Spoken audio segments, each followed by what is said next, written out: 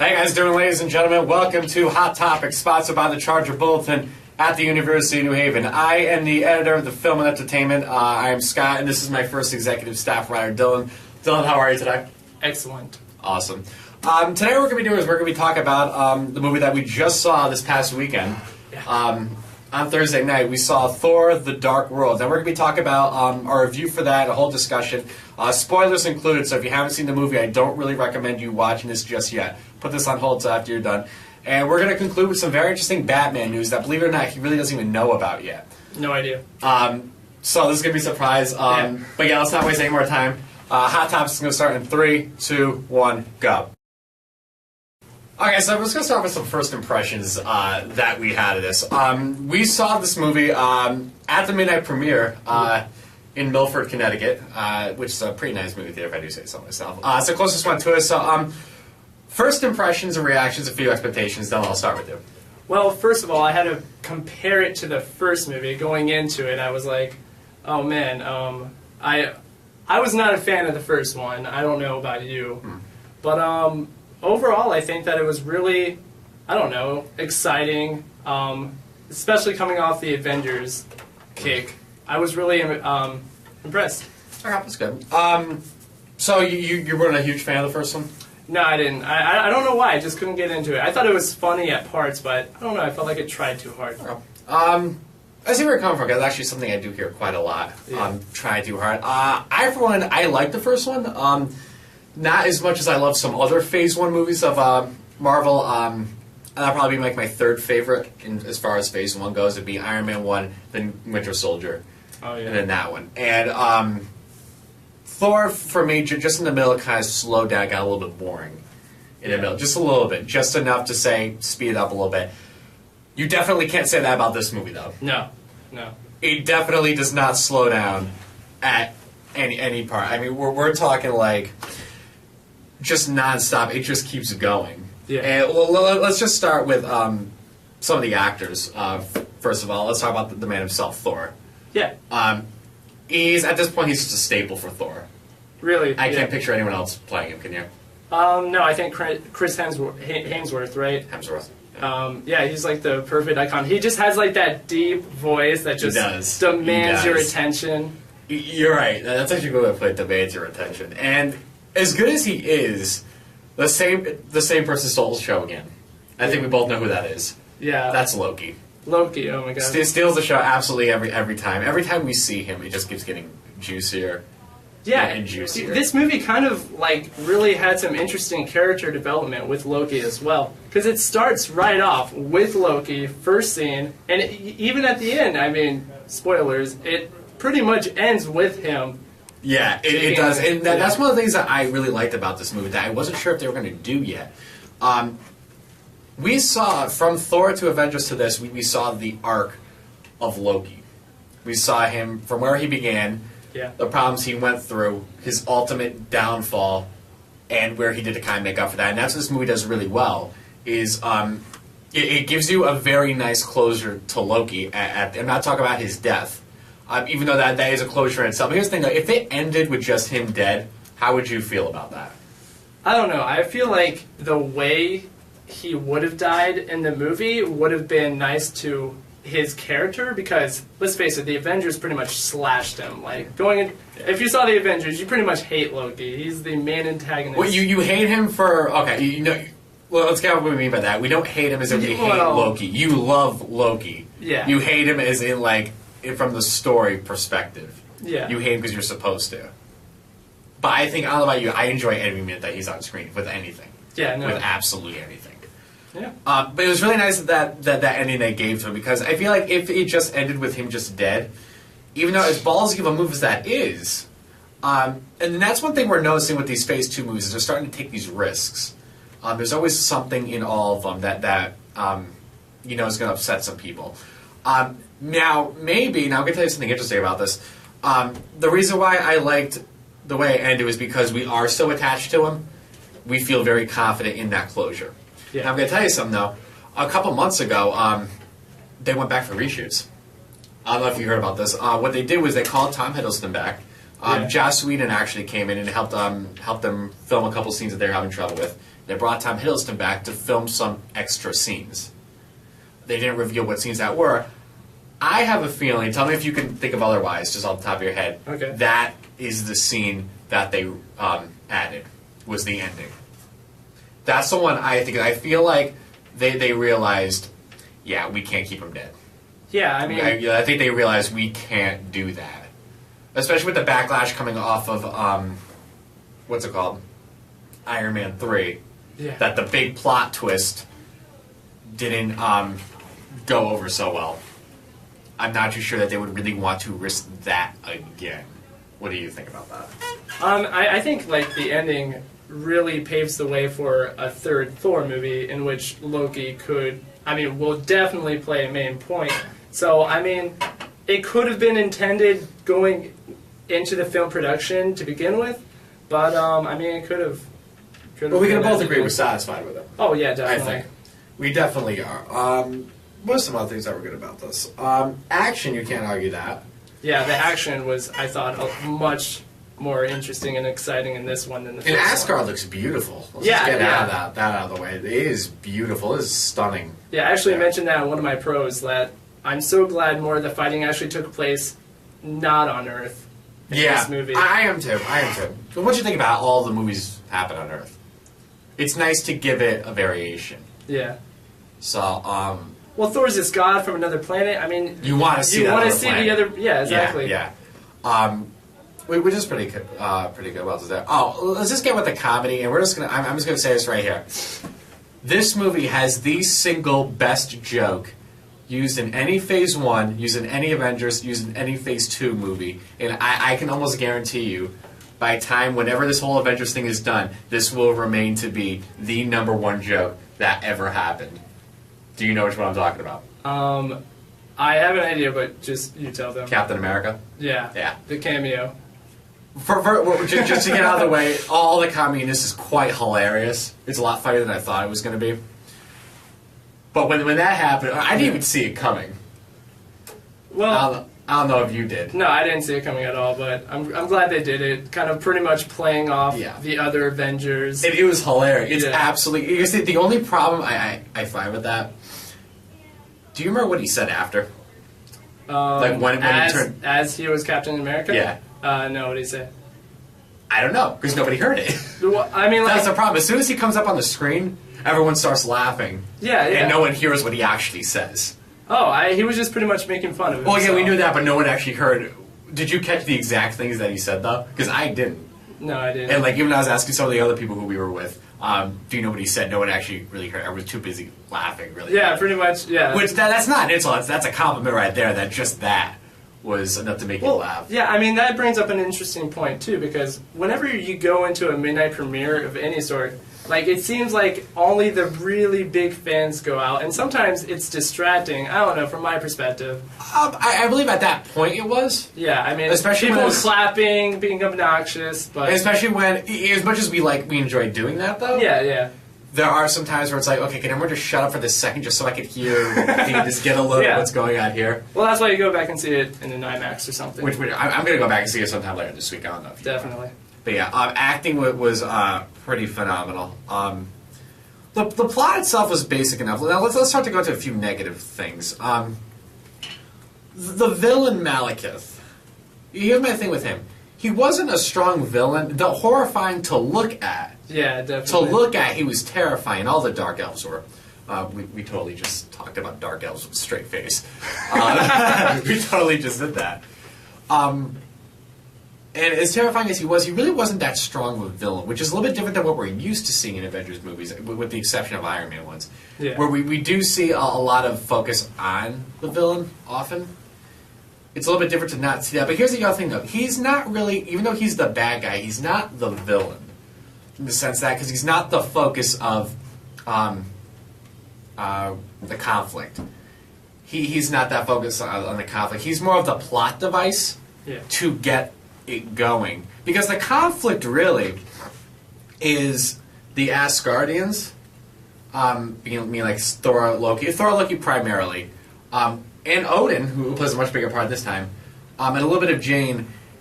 The conflict is them interacting to how they're going to solve that problem.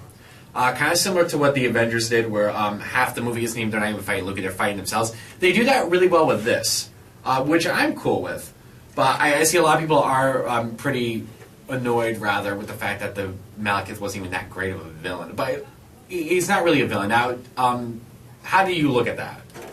I think you brought up some interesting points. I think the dynamic between characters, especially between Odin, Thor's father, and how Thor's the heir to the throne, and Jane is a human, and obviously Thor cannot marry Jane, a human. He has to marry someone from Asgard. We'll talk about that part after. Yeah. So I thought that was more of the problem, the struggle in this movie, so much as Yeah, and it's still good though. Like, I still enjoy seeing it. Yeah. But yeah, Malekith, he's really not. If you're went into this movie thinking you're waiting for the next level or the next evolution of these complex villains that we have, this isn't it. I'm still happy with that because you are still seeing that brotherly banter between Thor and Loki, which is obviously very interesting. Not to mention Loki. Loki is hilarious in this, like absolutely hilarious. Oh my gosh. But yeah, some of the things that some people have problems with, I had a problem with this kind of. What's Jane's assistant's name? Darcy? What the hell is her name? I have no idea. Why is she there? But exactly Why at the is she same there? point. I can't. She wasn't that funny in the first one. Did you like her in the first one? No, I mean, no, I did not really. I didn't find her that funny. I feel like they're trying too hard with her character. That's a good way to put it. Is that they're trying too hard. They're trying to push her to be the comic relief. Mm-hmm. The problem is you don't need that when the script is actually very witty and quite hilarious in itself. Just watching Loki is enough to make you laugh. Yeah. Some things that Jane says, Jane's pushing the annoying line. She doesn't quite get there, but she's pushing it. This chick just goes right past it. But here's another thing I had as far as the comedy goes. I feel like they could have cut back in a few parts. Specifically in the climax, when they're fighting. Which, by the way, one of the most cleverly creative climax fights we've seen in a long time, just any movie. Yeah. I feel like that would have been a little more impactful if you didn't have her making out with the intern. As funny as it was, I think it would have been a little more impactful with that. Not Jane, but Jane's assistant. The assistant. Do you think that was fine, or do you think the same way, or what? I mean, I was indifferent towards it. I thought they could have left it out. They could have whatever, but it's unnecessary. Very unnecessary. However, the other, what's the doctor? The one who was running around naked. Yeah, I know. That was actually pretty clever how they did that with him. But yeah, I was confused. Was that because at the end of the Avengers, like, was that? Yeah. So because that was if you remember in the Avengers, he was like explanation, possessed by Loki and that stuff. Mm-hmm. So that's him coming back, and everyone thinks he's a little bit nuts. It was really funny, though, which brought us to your Stanley cameo, which was, once again, pretty funny. That was a pretty funny However, cameo. I do think the funniest Stanley cameo is The Amazing Spider-Man. Oh, okay. I don't know if you know. I haven't seen that one. I'm a Tobey Maguire fan, so. Okay. But The Amazing Spider-Man, well, you know Stanley has a cameo in every one of these movies, except for Wolverine. I bet you didn't know that. He has a cameo. The funniest one is probably The Amazing Spider-Man, where he's like the librarian at the school, and he's got the headphones on, and he's listening to classical music, and he's conducting. Right behind him is Spider-Man the Lizard. It's actually quite funny. This one is funny. Mm-hmm. It's funny, but it's not as funny as that one. But that's still not to say it wasn't funny. It's still pretty good. Well, what else? Can you think of anything else that, like, issues or anything that come to your mind with this? Oh, they set up. Let's talk a little bit about the after credit scenes. The second one. Okay. Because the way this movie ends is, assuming you guys saw this, obviously, you don't see the ending happen. He has a discussion. Thor has a discussion with Odin, which you find out is Loki, which is the part we think may have been gone for reshoots. And the movie just cuts off right there, which is really nice, but he says he wants to go back to Earth with Jane. The second after credit scene, you see him coming back to Earth to live with Jane. One thing I was really hoping we get to see a little more of, we'll probably see this in like Avengers 2, almost in 3, or maybe a couple hints of this in Captain America. Yeah. I want them to use the name Donald Blake. How much about the comics do you know? No. None. Okay. I'm not a huge Thor reader. I know enough about him. That's his name. His earthly name is Donald Blake. if you remember in the first movie when he was in the hospital, they hinted at that name. They came up with that name for him. That's kind of like the nudge on the shoulder with that. So I like to see him live on Earth with that, which we see what they do. They conclude with him going down there. The reason why I think that's important is because that sets him up to put him in the place for Avengers 2. Because what you think about it, the reason why he's in Avengers 1 is just to come to get Loki. Yeah. If you do read comics, in a lot of comics, he's not involved in a lot of stuff. Reason why is because he's all the way over there, has no clue what the hell's going on. I think that's a very clever way to put him there to set him up to be here for when Ultron, whenever that happens with him. And that concludes with the monster acting like a dog, which is kind of funny. That's funny. But the first after credits scene, the actual teaser, I want to see what you think about that first. The teaser for Guardians of the Galaxy. I mean, I was not really a fan of the first Captain America movie either. I know. Don't like the first Thor. Don't like the first. Yeah, I know. Oh my god. But I'd probably go see that. Guardians. Yeah. It's much of a different tone than we're used to seeing. Where it's tell me if you think I'm right with this. It's very Tim Burton-y. Like there's. You know what? Do you know what I mean when I say that? It's got that Tim Burton kind of awkwardness to it. Yeah, it does. Which is kind of cool. We actually have an article that's coming out this week for the students who are at UNH want to pick this up. There's an article discussing that after credit scene. Who the Collector is. Donald, do you know who he is? Nope. The Collector is the Collector, pretty much. There's stuff that goes to him. But what this confirms is when they give him... To me, I think this is the biggest thing in the entire movie, is this after credit scene. Well, at least the biggest point that was brought to us. They give him the Infinity Gem.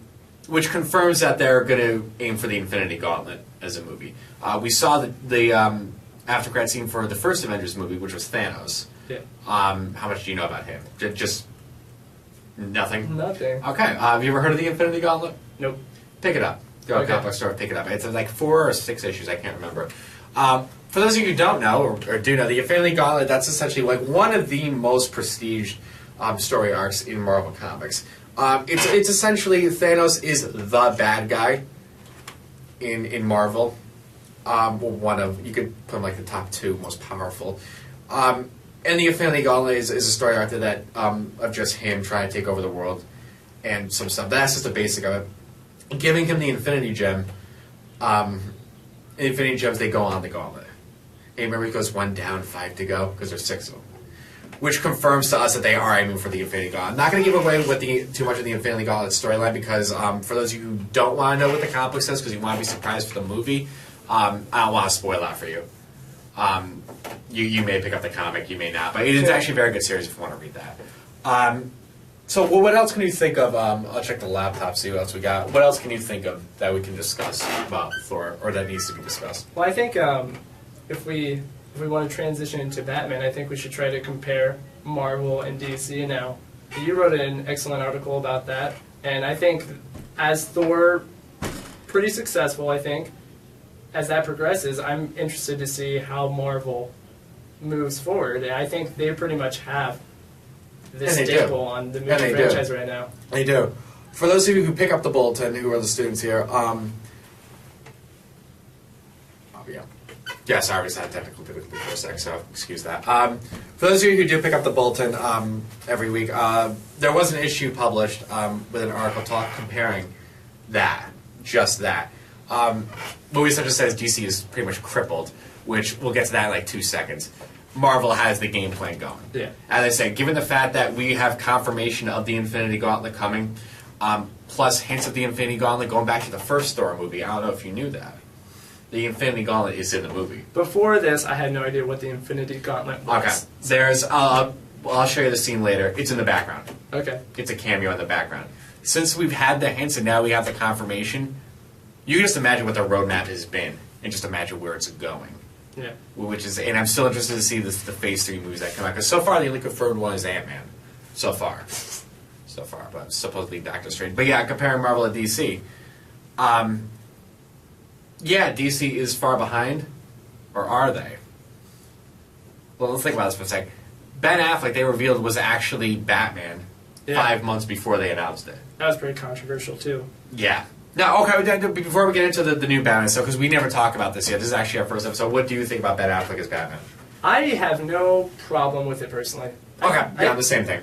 I'm cool with it. I don't know why people are being so mad about it. Because of Daredevil. I don't even think Daredevil was that bad. I didn't even know he was casted in Daredevil.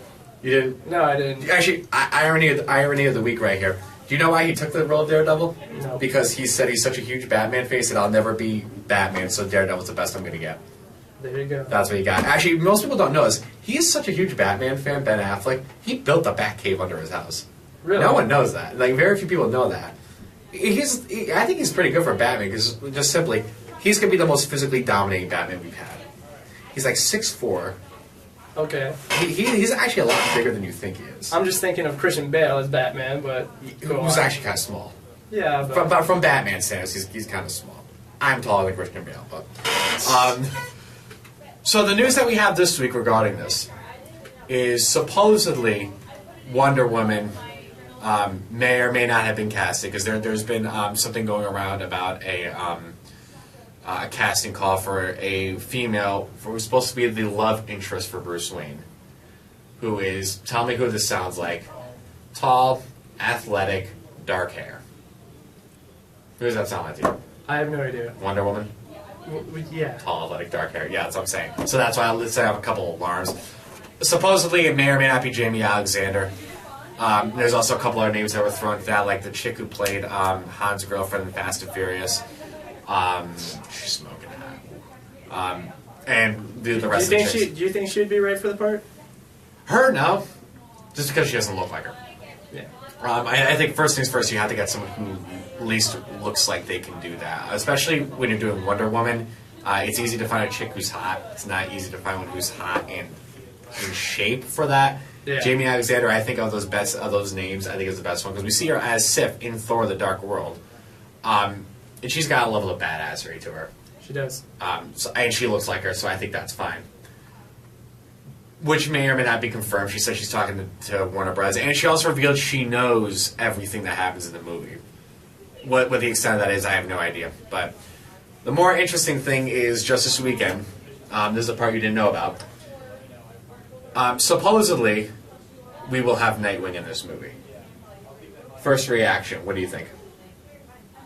I would be interested to see how they manage to pull that off. What do you mean in terms of how they managed to pull that off? I mean, I just want to see what you make of this. Well, Nightwing, as someone informed me, it has an actual backstory. So if they're going to move forward, I mean, isn't the reason why they're introducing Wonder Woman is so that way they can eventually get to a Justice League movie? Yeah, supposedly, if they do bring her in. So then how would Nightwing fit into that plot? That's a good point. Because Nightwing isn't really a part of the Justice League. Yeah. And then that's my thing. It's like, okay, fine, but why? I don't see a reason to. Considering that now we're just starting, like, the Justice League thing is just starting. Yeah. Don't flood this with characters when we don't even have your core essential relationship established, Batman and Superman. That's your core essential relationship that all of the Justice League is built off of. Don't try to flood this with too many people when you don't even have that down yet. Mm-hmm. I just want this movie to be Batman and Superman. I don't want to see anyone else. Just because I don't think we should yet. And Nightwing just... I like Nightwing just as much as the next guy. I was actually having this conversation a couple weeks ago. I put him in like my top 10 favorite comic book characters. I love Nightwing. I just don't see him necessary at this point. And the guy who they had to play him, I don't even recognize the name. He kind of looks like him. Some of the comments tell me who it is. We don't have Wi-Fi, so we can't even look it up. So that's that. I don't think it's necessary to have him in yet. As I said, I don't want to waste all that time. But that's just an interesting thing that came up that I just want to make sure we got that out because it's actually a pretty big topic that's been going on. About either topic that we discussed, do you have anything else? No. I would say definitely go, if you haven't seen Thor already, go out and see it. Yeah. Oh, we did not see it in 3D. No. So we can't even tell you if that's good or not. just by looking at, I can't think of too many things that'd be phenomenal in 3D. Yeah, I remember I actually saw the first one in 3D, and I was like, why am I watching this movie? Yes. There's I just thought of this. Did you find it odd that Malekith and all the Dark Elves have, like, essentially Star Wars technology? Well, Did you kind of I get didn't that? pick up on that. It just for me, did you get it now? It's like, looking at it, I'm like, they got some badass shit going on. They really did. I don't know, it's just a thought. Just a thought. Like they were still fighting like an army against Star Wars, but whatever. I can't think of anything else. Mr. Cameraman, Steve, can you think of anything else from either of these topics that you picked out and still have a question about that we can address right now? Nothing I can think of. I'd just say one of the main reasons I think they didn't really kill off Loki was because you can argue that Loki has a bigger fan base than the character of Thor at this point. Yeah, really. Okay. Look at all the Tom Hiddleston fangirls there are. Well, first of all, okay. Because of that, I'm going to tell you something. There's a journalist kind of person who I follow online quite a bit. He said he goes to a lot of interviews and stuff like that. Chris Hemsworth comes out, and all the females are flocking over him. As soon as Tom Hiddleston comes out, it's just a giant shift, and no one goes back to Chris Hemsworth. Ever. So that's just kind of funny how you brought that up. Personally, I'm in love with his voice. Yeah, me too. I could go to... I want him to sing alone. Ah, to yes. me. He has such a beautiful voice. And I mean that in the non-straightest way possible. Yeah. But he does. So that's all I can think of. It's all you can think of. It's all you can think of. Also, So yeah, UNA students pick up your Charger Bulletin. They come out on Wednesdays. If not, just grab last week's issue, which I have right in front of me, where we talk about a few other things. That's all we got today. So hopefully we'll see you guys next week. For now, I'm Scott. This is Dylan. We'll see you guys next week. Take care.